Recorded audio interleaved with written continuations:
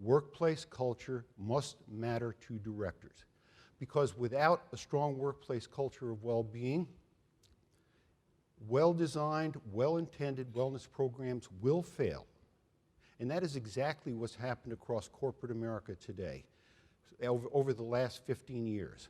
Workplace wellness in America has been almost a total failure, to the tune of $8 billion a year for American employers.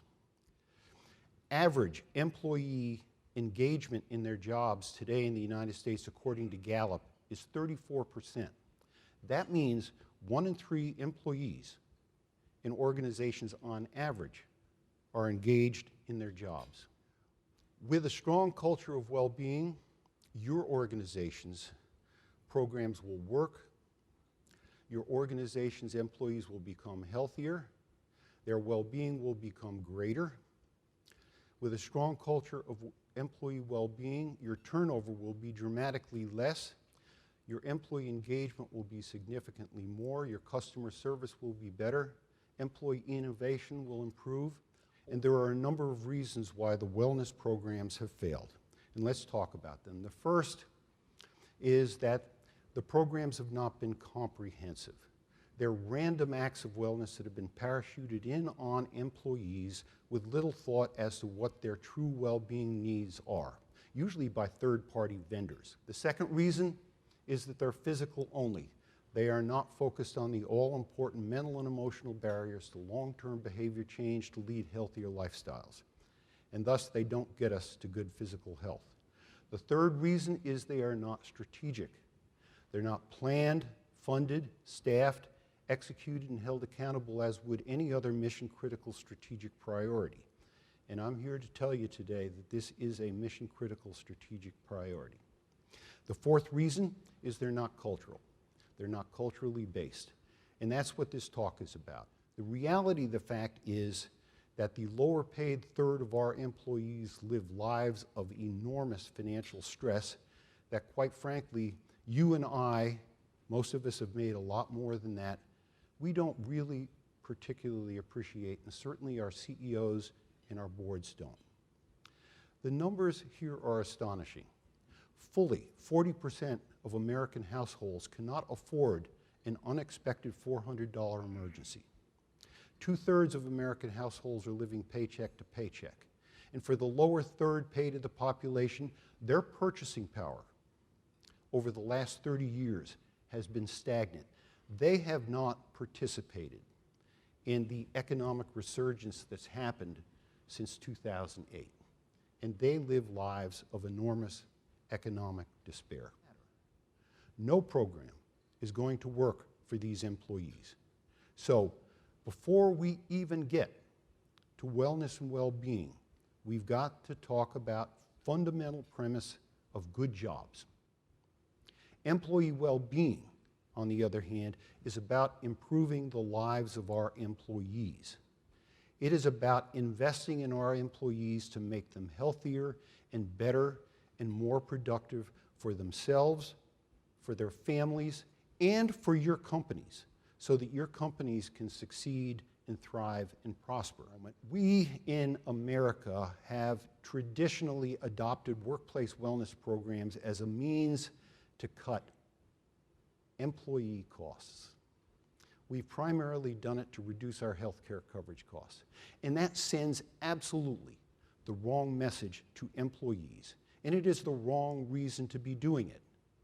What it does is it tells employees that this is all about the organization. We're cutting your costs for better or for worse.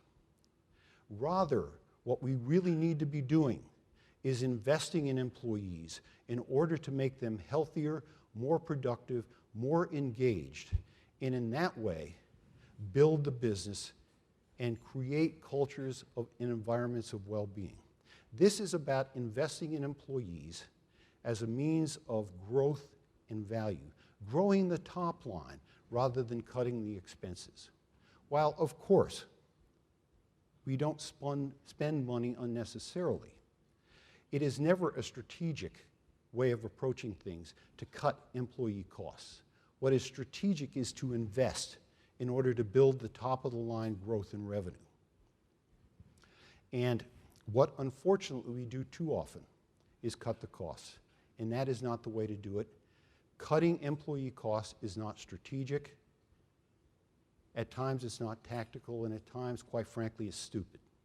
An example of a company that has really nailed it from the standpoint of corporate culture, and that's Quicken Loans.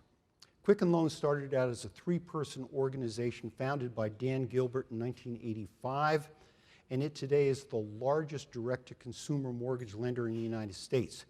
We at Returns on Wellbeing were invited for a full-day tour and interview at Quicken Loans in their headquarters in downtown Detroit. We spent 2 hours with its chief people officer, a fellow named Mike Malloy.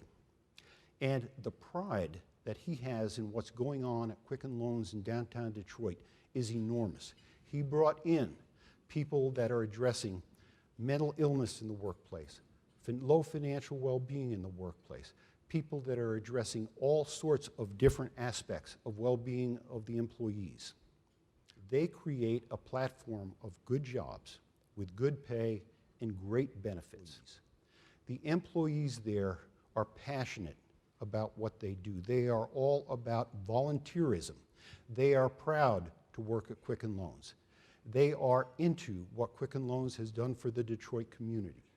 Let's change for a moment and look at another story which I think can make this matter to you even more. It's a different way of looking at an environment and culture of well-being. In 1962, in a 1962 visit to the NASA Space Center, President John F. Kennedy was walking down the hallway with his entourage, and he noticed a janitor standing in the corner with a mop. And he broke off from his entourage and walked over to the janitor and shook his hand and said, "My name's Jack Kennedy. What do you do here?" The janitor looked at him for a moment and broke out in a big grin and said, "Mr. President, I'm helping put a man on the moon." That harkens me back to my janitorial experiences when I was in high school. I grew up in small-town America, and my very first job was working as a janitor in my school. And I worked with 3 full-time janitors in that school.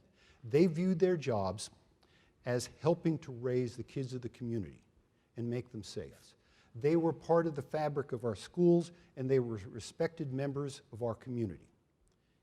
And any organization that has employees from top to bottom that are as engaged and purposeful and proud as these employees, they will outperform their competitors in every way, every day.